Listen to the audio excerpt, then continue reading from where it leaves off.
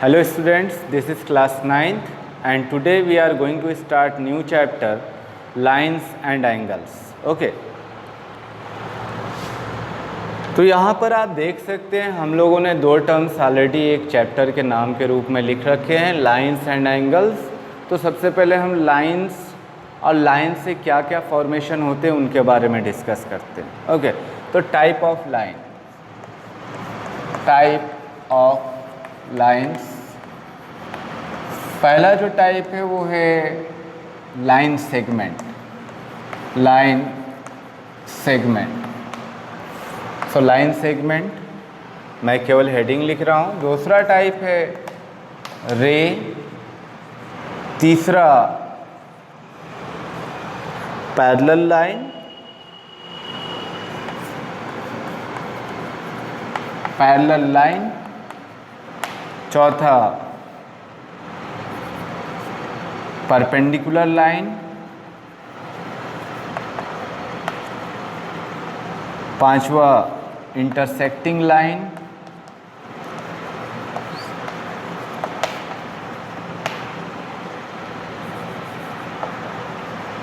छठा transversal line,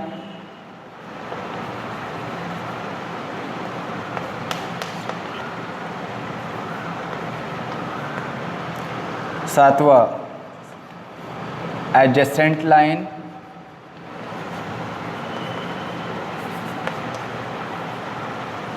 इस तरीके से आप देख सकते हैं बहुत से यहाँ पे जो है पार्ट्स हैं लाइंस के, और भी बहुत से पार्ट्स होंगे बट हम इन पार्ट्स के बारे में डिस्कस कर लेते हैं। What is line segment? A part of a line is called line segment and line segment having end points and that end points represented by capital letters A, B like okay। जैसे ये क्या है, what is this? अगर मैं इसका part consider करूँ तो A B is a line segment. Ray क्या होगा? रे में आपको मालूम है एक एंड होता है बट दूसरा एंड नहीं होता है, ठीक है। तो ये क्या होगा? ये हमारा रे होगा। तीसरा क्या है? Parallel line. इसके बारे में भी हम लोगों ने यूक्लिड्स में देखा। What is parallel line? If two lines does not intersect each other at anywhere so those lines are called parallel to each other। ये लाइन L and M आपस में पैरेलल कब होंगे? L is parallel to M when L does not intersect M, अगर L M को intersect नहीं करता है, ओके। फिर इसके बाद perpendicular line. What is perpendicular line?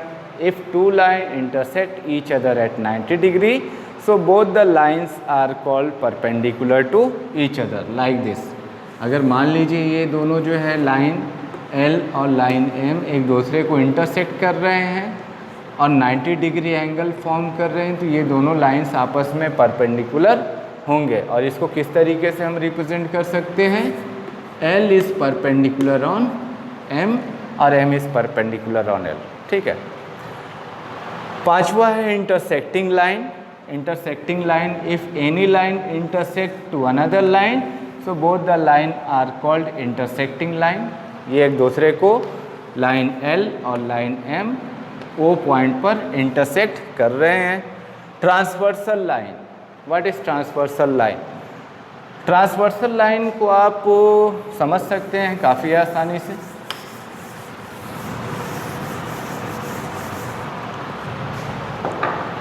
If any line intersect two lines simultaneously with distinct point, अगर कोई लाइन किसी दो लाइन को एक साथ काटती है अलग अलग बिंदु पर तो उस लाइन को हम क्या बोलेंगे? ट्रांसवर्सल लाइन, तिरछी रेखा, ओके। तिरछी रेखा, ट्रांसवर्सल लाइन। आई होप कि ट्रांसवर्सल लाइन आपको क्लियर हो गया होगा। ट्रांसवर्सल लाइन किसे कहते हैं? ऐसी रेखा जो किसी दो रेखा को, दो लाइंस को किसी दो बिंदुओं पर या निश्चित बिंदुओं पर काटती हो, उसे ट्रांसवर्सल लाइन कहेंगे। और आखिरी है एडजेसेंट लाइन। एडजेसेंट एंगल भी होता है, एडजेसेंट लाइन भी। तो एडजेसेंट लाइन में आप क्या समझेंगे? जैसे किसी प्लेन पर दो लाइन एक दूसरे से किसी एंड में कॉमन हो, जैसे एक एंड पर ये लाइन जो है कि एक दूसरे से क्या हो रहा है, कॉमन हो रहा है, ज्वाइन कर रहा है, तो LP का एडजेसेंट लाइन क्या होगा, MP। ओके, इसको एडजेसेंट आर्म भी बोल सकते हैं क्योंकि यहाँ एंगल फॉर्म हो रहा है। ओके, तो इस तरीके से आप लाइंस के बारे में काफ़ी आसानी से समझ सकते हैं। आइए एंगल्स के ऊपर चलते हैं।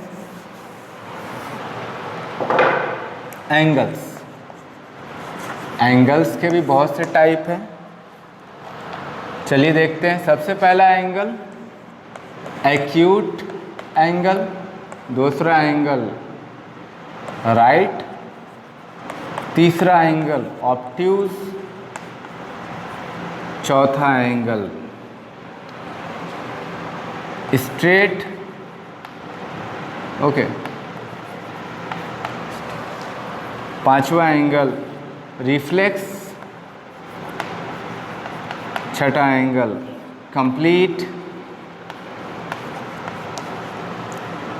अभी और भी टाइप्स हैं, जैसे नेक्स्ट बढ़ेंगे तो complementary angle, complementary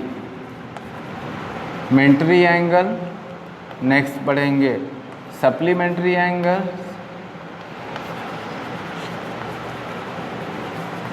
supplementary angle. और भी बहुत से टाइप हैं, जैसे आगे बढ़ेंगे तो linear pair angle, linear pair angle. Okay, और बढ़ेंगे तो वर्टिकली अपोजिट एंगल,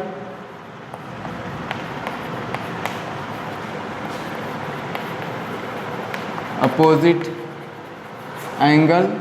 इस तरीके से बहुत से टाइप्स हैं जिसे हम बारी बारी कर कर देख सकते हैं। चलिए सभी के बारे में थोड़ा थोड़ा समझ लेते हैं। सबसे पहले हम शुरू करते हैं एंगल्स की बात, एंगल्स के डेफिनेशन से। What is angle? When any two line segment meet each other with any end. Okay, so angles form, अगर कोई दो लाइन सेगमेंट या लाइन आपस में किसी कॉमन पॉइंट पर मिलती है तो ये एंगल का फॉर्मेशन करती है। मान लीजिए एंगल थीटा का फॉर्मेशन इसने कर दिया। ओके, एक आर्म को हम फिक्स्ड आर्म बोलते हैं और एक को रोटेटिंग आर्म बोलते हैं, और ये दोनों आर्म आपस में ज्वाइन होकर क्या बनाता है, एंगल थीटा बनाता है। अब देखते ही एंगल थीटा किस किस कंडीशन पे हमें कौन कौन से एंगल दे रहा है। ओके,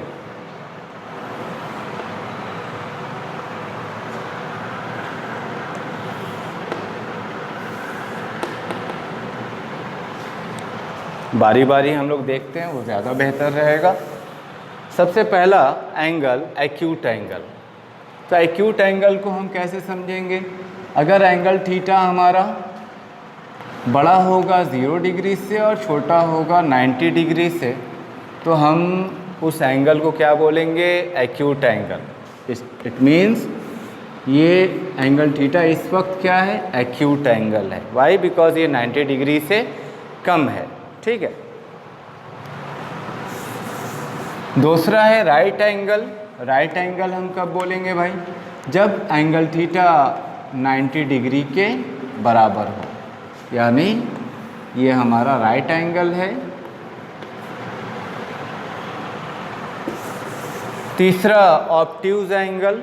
ऑब्ट्यूज एंगल किस कंडीशन में हम बोलेंगे? जब हमारा एंगल थीटा 90 डिग्री से बड़ा और 180 डिग्री से छोटा हो। जैसे ये एंगल ऑब्ट्यूज एंगल कहलाएगा। फिर इसके बाद स्ट्रेट एंगल है। स्ट्रेट एंगल, एंगल थीटा हमारा किसके बराबर होगा? 180 डिग्री। अगर एंगल थीटा 180 डिग्री के बराबर होता है तो वो स्ट्रेट एंगल कहलाएगा। रिफ्लेक्स एंगल की बात करते हैं तो रिफ्लेक्स एंगल देख लेते हैं किसको कहते हैं। अगर हमारा एंगल थीटा 180 से बड़ा और 360 से छोटा होगा तो वो रिफ्लेक्स एंगल कहलाएगा। फॉर एग्ज़ाम्पल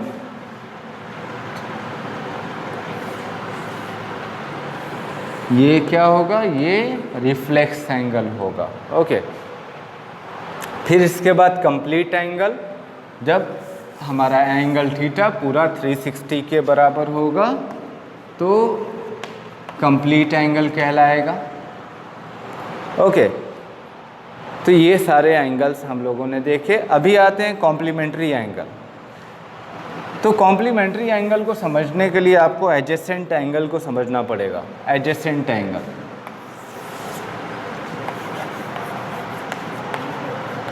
एडजेसेंट एंगल का क्या मतलब है? अगर कोई दो एंगल आपस में फॉर्म होते हैं और उन दोनों एंगल में एक आर्म कॉमन हो, जैसे यहाँ पे हम नाम दे देते हैं ABC, तो आप देख सकते हैं यहाँ दो एंगल थीटा और बीटा, दो एंगल यहाँ पर बन रहे हैं थीटा और बीटा। एंगल थीटा और एंगल बीटा आपस में एडजेसेंट एंगल कहलाएंगे। क्यों? क्योंकि एंगल थीटा और एंगल बीटा के पास एक कॉमन आर्म है और उसका एक पॉइंट कॉमन है। तो ये दो कंडीशन अगर कोई भी एंगल फॉलो करता है तो वो एंगल्स क्या कहलाएगा? एडजेसेंट एंगल कहलाएगा। ठीक है, तो अब इस एडजेसेंट एंगल को ध्यान में रखते हुए हम लोग सब कॉम्प्लीमेंट्री एंगल समझते हैं। कॉम्प्लीमेंट्री एंगल क्या है? If the sum of two adjacent angle is 90 degree, so that angles are called complement to each other. जैसे यहाँ पर एंगल थीटा और एंगल बीटा, तो आप देख सकते हैं angle theta plus angle beta को जोड़ने पे हमें क्या मिल रहा है? 90 डिग्री। तो अगर ऐसे दो एडजेसेंट एंगल जिनका सम 90 डिग्री हो उसे हम कॉम्प्लीमेंट्री एंगल बोलेंगे। नेक्स्ट है सप्लीमेंट्री एंगल। सप्लीमेंट्री एंगल किसे बोलेंगे भाई? अगर किसी स्ट्रेट लाइन पर कोई लाइन आकर मिलती है, ज्वाइन करती है, तो यहाँ पर भी दो एंगल्स फॉर्म होंगे, एंगल थीटा और एंगल बीटा मान लेते हैं। और अगर इन दोनों एंगल्स का सम 180 डिग्री होता है तो ये क्या कहलाएगा? सप्लीमेंट्री एंगल कहलाएगा। Angle theta plus angle beta are supplementary angle when the sum of both angle will be 180 degree. Okay, इसी के साथ लास्ट एंगल है linear pair angle. Linear pair angle क्या है भाई? सप्लीमेंट्री एंगल ही लीनियर पेयर एंगल है when the sum of two angle like angle A plus angle B is equal to 180 degree. अगर किसी दो एंगल का सम 180 डिग्री आता है और वो दोनों एंगल एडजेसेंट होते हैं तो वो लीनियर पेयर एंगल कहलाएंगे। जैसे किसी स्ट्रेट लाइन पर कोई एंगल फॉर्म होता है A और B और इनका सम क्या आता है? A plus B is equal to 180 degree. तो ये आपस में लीनियर पेयर एंगल कहलाएंगे। तो मैंने इस दो टर्म्स को आपके सामने एक्सपेंड किया। आपने देखा कि इसमें क्या क्या चीज़ें जो है कि हम लोगों ने फोकस की। सबसे पहले लाइंस के बारे में देखा। लाइंस के बहुत से टाइप हैं। कौन कौन से टाइप हैं? लाइन सेगमेंट, रे, parallel line, perpendicular line, transversal line, intersecting line etcetera. और एंगल्स में भी हम लोगों ने 10 से 12 एंगल्स के बारे में डिस्कस किए। कौन कौन से एंगल्स के बारे में हम लोगों ने डिस्कस किया? पहला acute angle, obtuse angle, right angle, reflex angle, straight angle, complete angle, supplementary angle, complementary angle, okay, linear pair angle etcetera. These are the type. Adjacent angle also. तो इन सभी एंगल्स के डेफिनेशन को आपको अपने mind में रखना है। Okay okay, in next lecture we will start exercise 6.1 after completing the theorem and axioms. Thank you for watching.